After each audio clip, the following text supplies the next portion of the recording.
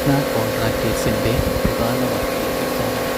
ഈ വർക്ക് കൂട്ടുകാർ കാണുന്നതിനോടൊപ്പം തന്നെ ഞങ്ങൾ ചെറിയൊരു സംസ്കാരമില്ലാത്ത മകൻ്റെ കഥ പറഞ്ഞു തരാം.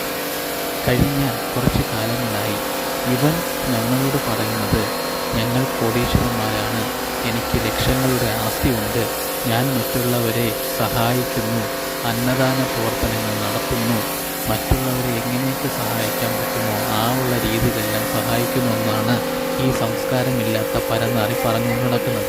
പക്ഷേ ഇവനെപ്പറ്റി അന്വേഷിച്ചപ്പോൾ അറിയാൻ കഴിഞ്ഞത് ഒരു സ്ഥലം പോലും പേരിന് സ്വന്തമായി ഇല്ലാത്ത ഒരു തെണ്ടി എന്നാണ്. സത്യം പറഞ്ഞാൽ അവൻ്റെ ആരുടെയൊക്കെയോ ചെലവിലാണ് അവൻ കഴിയുന്നത്.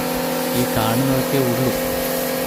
എന്നിട്ട് കൂടെ നിൽക്കുന്നവൻ ഒന്ന് പക്ഷി പിടിച്ചു എന്നറിഞ്ഞാൽ അവൻ്റെ ബേക്കിൽ കൂടി പാര കയറ്റാൻ വേണ്ടി ശ്രമിക്കും. പക്ഷേ ഈ പാരയും പഴവും ഇവൻ്റെ വായിലേക്കാണ് തിരിച്ചിറങ്ങുമെന്നുള്ള കാര്യം ഇവൻ അറിയുന്നതേ ഉള്ളൂ. അറിയുമ്പോൾ ഇവന് സമാധാനമാവും.